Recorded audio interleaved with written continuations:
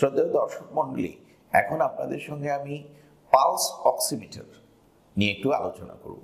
আপনারা এই করোনাকালে অনেকেই পালস অক্সিমিটারের সঙ্গে পরিচিত হয়েছেন এবং অনেকে বাসায় পালস অক্সিমিটার রেখেছেন এবং এখনও অনেকেই পালস অক্সিমিটার, এই thermometer, blood pressure machine, weight machine, এগুলোর পাশাপাশি আপনারা পালস অক্সিমিটার মেশিনও ব্যবহার করছেন। এই জন্য আমার মনে হলো যে পালস অক্সিমিটার মেশিনের যে ব্যবহারে যেসব ত্রুটি বিচ্যুতি, এগুলো আপনাদের একটু জানা উচিত।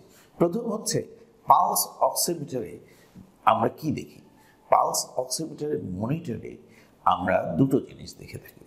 একটি হচ্ছে রোগীর সেই সময়কার পালস কতটা, এবং রোগীর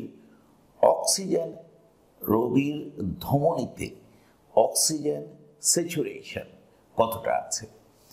স্বাভাবিকভাবে আমরা একজন সুস্থ মানুষের দেহে অক্সিজেন স্যাচুরেশন 96 থেকে 99% পর্যন্ত থাকে।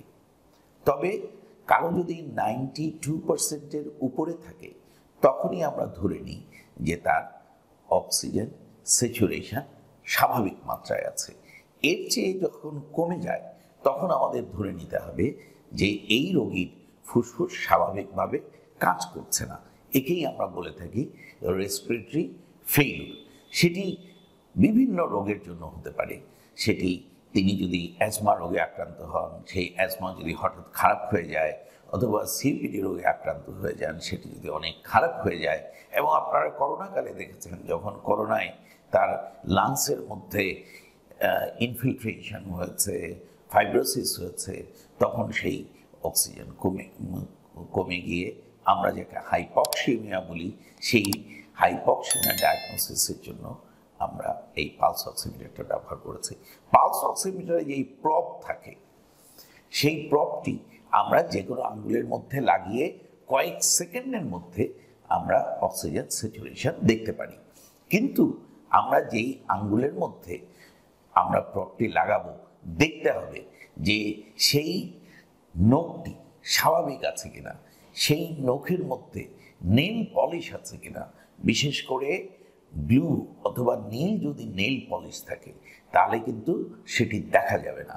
আবার যদি হাত অনেক ঠান্ডা থাকে, তাও কিন্তু যেহেতু রক্ত সঞ্চালন কমে যাবে, অক্সিজেন স্যাচুরেশন সেই পালস অক্সিমিটারে আমরা স্বাভাবিকভাবে দেখতে পাবো না। আবার কিছু অসুখ আছে, যেমন র্যানল্ডস ফেনোমেনন, যেই রোগীর হাতের মধ্যে, বিশেষ করে এই আঙুলের মধ্যে রক্ত সঞ্চালন একেবারেই কমে যায়।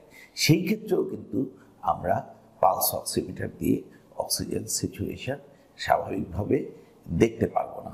কাজেই আমরা যখন পালস অক্সিমিটারে অক্সিজেন স্যাচুরেশন দেখব, এই বিষয়গুলো যদি আমরা মাথায় না রাখি, তাহলে কিন্তু আমরা হঠাৎ করে হয়তো দেখব যে হাতের মধ্যে পালস অক্সিমিটার লাগালাম, দেখা গেল যে অক্সিজেন স্যাচুরেশন 60-70 হয়ে গেছে। তখন যদি আপনি বাসায় অক্সিজেন ব্যবহার করে থাকেন, তখন অক্সিজেনের মাত্রা বাড়াতেই থাকলেন, কিন্তু অক্সিজেন কমছে না। আপনি নিজে উদ্বিগ্ন হয়ে গেলেন, এদিক সেদিক ছোটাছুটি করলেন। সেই বিষয়টি থেকে বিরত থাকার জন্য আমার মনে হয় এই পালস অক্সিমিটারের ব্যবহার বিধি আপনাদেরকে একটু ভালোভাবে জানতে হবে। আপনি সুস্থ থাকুন, সুন্দর থাকুন।